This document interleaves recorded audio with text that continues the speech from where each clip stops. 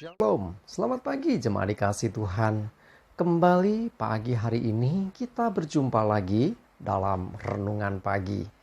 Mari pagi ini kembali saya mengajak kita semua untuk merenungkan firman Tuhan. Supaya dengan firman Tuhan hidup kita akan terus dibangun. Kita akan terus diperbaharui. Dan kita juga akan terus bertumbuh. Bahkan diteguhkan dan dikuatkan dalam iman dan pengharapan. Sebab firman Tuhan itulah yang menjadi sumber kekuatan kita. Firman Tuhan adalah kebenaran. Firman Tuhan pedoman dan penolong bagi hidup kita. Bahkan firman Tuhan jugalah yang akan senantiasa menuntun kita dan menerangi setiap langkah hidup kita. Mari jemaat dikasih Tuhan, sebelum kita merenungkan firman Tuhan pagi ini, kita akan berdoa terlebih dahulu. Bapa di surga, kembali pagi ini Tuhan kami datang ke hadirat-Mu. Kami sungguh mengucap syukur ya Tuhan atas segala kebaikan-Mu, atas begitu besar kasih setia-Mu ya Tuhan, begitu besar rahmat dan anugerah-Mu, segala berkat dan kemurahan-Mu, perlindungan Tuhan, penyertaan Tuhan, pertolongan Tuhan, dan juga bahkan pemeliharaan Tuhan atas seluruh hidup kami. Terima kasih ya Tuhan. Dan pagi ini kembali Tuhan kami akan merenungkan firman-Mu. Mari Tuhan Kau yang singkapkan dan nyatakan kebenaran firman-Mu. Dan Roh Kudus urapilah kami ya Tuhan, sehingga kami bisa menangkap apa yang menjadi pesan Tuhan bagi kami. Kami bisa mengerti akan kehendak Tuhan dan juga melakukan firman Tuhan di dalam hidup kami. Terima kasih ya Tuhan. Di dalam nama Tuhan Yesus kami bersyukur dan berdoa. Amin. Mari jemaat dikasih Tuhan, kita sama-sama buka kitab kita. Renungan pagi hari ini saya ambilkan dari Kejadian 50 ayat 20. Saya bacakan. Memang kamu telah mereka-rekakan yang jahat terhadap aku. Tetapi Allah telah mereka-rekakannya untuk kebaikan. Dengan maksud melakukan seperti yang terjadi sekarang ini. Yakni memelihara hidup suatu bangsa yang besar.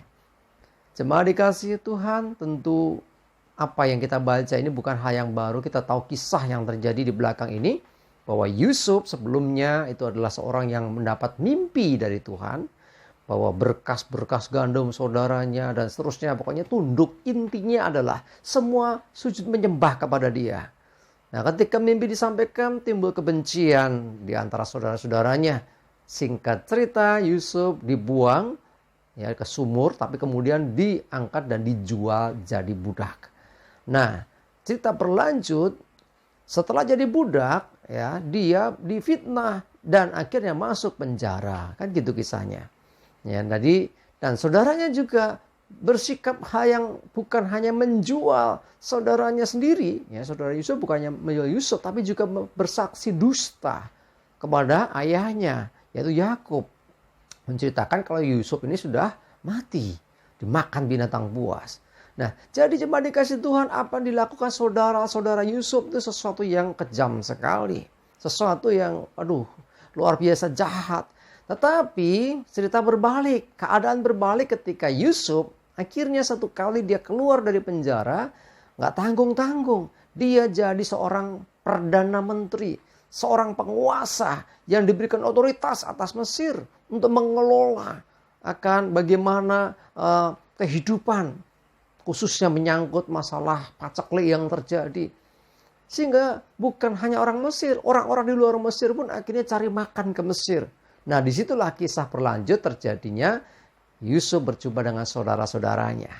Kesempatan balas dendam ada. Tapi perhatikan, yang dikatakan Yusuf ini saya yakin bukan tiba-tiba. Yusuf sudah mengampuni saudaranya sebelum saudaranya datang. Ya, saya yakin Yusuf pun merindukan saudaranya, bahkan merindukan ayahnya juga setelah dia lepas dari penjara. Nah, pada saat saudaranya datang, kesempatan untuk pemulihan hubungan terjadi. Sekalipun sebetulnya menurut pandangan orang pada umumnya akan mengatakan ini kesempatan Yusuf balas dendam. Tapi Yusuf tidak melakukan. Bahkan Yusuf berkata, kamu telah mereka-rekakan yang jahat terhadap aku. Tetapi Allah telah mereka-rekakannya untuk kebaikan.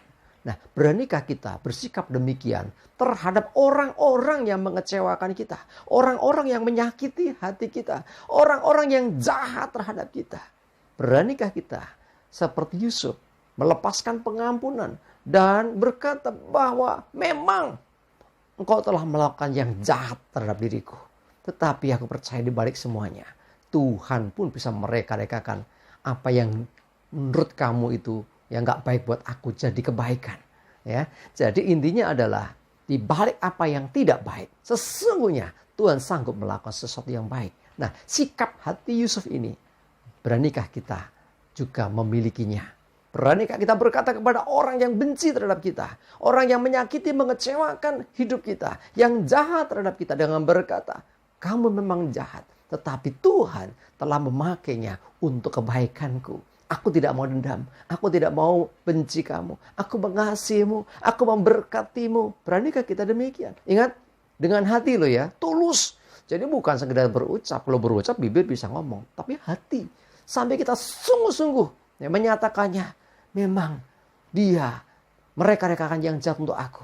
Tapi aku percaya kepadamu Tuhan. Engkau sanggup mengubahnya untuk kebaikan. Gitu loh ya. Dalam doa kita kepada Tuhan. Sebelum kita bisa bertemu dengan orang yang mengecewakan kita. Katakan kepada Tuhan. Aku mau. Ya, seperti Yusuf ini. Ya, jadi tidak ada dendam. Tidak ada kebencian. Ya, kalau kita sudah bisa memiliki hati seperti Yusuf ini.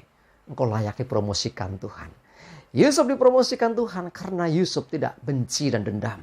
Ya, tetapi Yusuf penuh pengampunan sehingga dia layak untuk ditinggikan. Mari jemaat dikasih Tuhan, saya mengajak kita semua terhadap orang yang menyakiti engkau, yang jahat kepada engkau, orang-orang yang membuat hidupmu mungkin sengsara hingga saat ini.